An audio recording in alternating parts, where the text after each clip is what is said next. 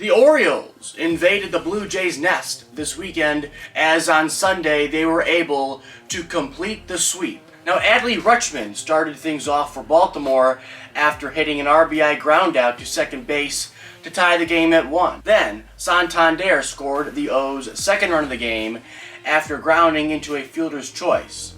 It was 2-1 Baltimore after 3 innings. Now, moving on to extras, the O's broke a 2-2 tie in their half of the 10th thanks to a Mullins RBI single. But the Bluebirds tied it up in their half of the 10th with an RBI single of their own, making it 3-all. However, the Orioles prevailed thanks in part to a Mullins RBI double in the 11th, giving Baltimore an 8-3 victory. Now, the Cubs may have just found their version of Mike Trout. Okay, maybe I'm jumping the gun with the Mike Trout thing, but you can't ignore what outfielder Christopher Morel has been doing at the plate. Because yesterday, Morel set a Cubs franchise record by hitting his 7th home run in just 11 games. Not to mention, he has 13 RBIs, which is almost the same amount of RBIs as another young center fielder. That would be the Tigers'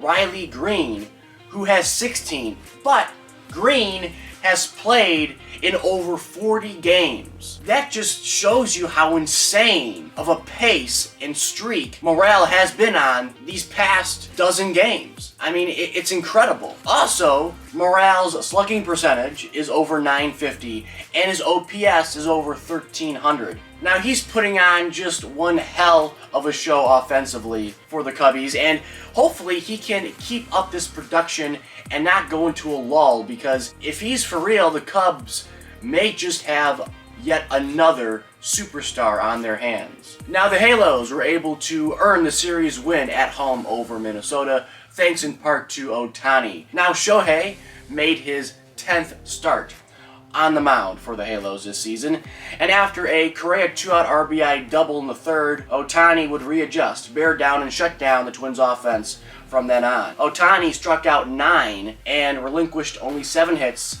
and leaving 7 men on base. Not to mention, he went 1 for 3 with a walk at the plate. The Angels won 4-2. Now, the Mets had a successful day yesterday after sweeping the doubleheader against the Guardians.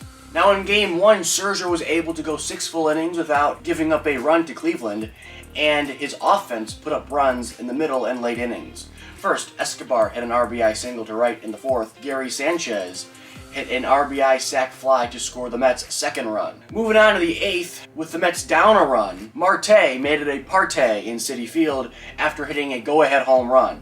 The Mets won Game 1 5-4. Moving on to Game 2, Verlander took the hill and, per usual, gave up runs early after giving up a blast, a absolute nuke to Jose Ramirez. But after that, it was all business for JV, as he ended the night going 8 innings, relinquishing 3 hits and striking out 5 men. Now, the Mets were able to put up just enough runs to get the victory, as Lindor hit a game-tying blast in the 6th, and McNeil's sac fly in the 8th was the difference, as New York took it 2-1. Now, it's safe to say the Pirates are sinking because they have lost their last 2 games. They lost the division lead to the Brewers, and not to mention, they are 3-7 in their last 10 games. Now, the 8-3 loss to the Diamondbacks yesterday was largely self-inflicted wounds, as Pittsburgh committed 3 errors, had 5 wild pitches, and hit a batter.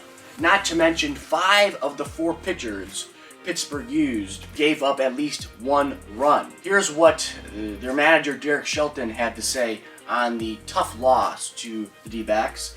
He said, "We didn't play well defensively today. We made a couple of careless errors that cost us runs, and we've got to do a better job of catching the ball." I mean, that's just facts. I mean, that's what happens when you commit that many errors, you have that many wild pitches, and you punk a couple guys. You're probably not going to win the game. I mean, it was just a bad all-around defensively played game by the Pirates yesterday. Are the Pirates sinking? A little bit, yeah. There's a couple holes in their ship, I will say. And Derek Shelton needs to find a way to patch them up quickly before they go under and find themselves at the bottom of the division, come end of June. And that's all I got. Don't forget to like, comment, and subscribe. Comment down below your thoughts. And as always, I will catch you guys later.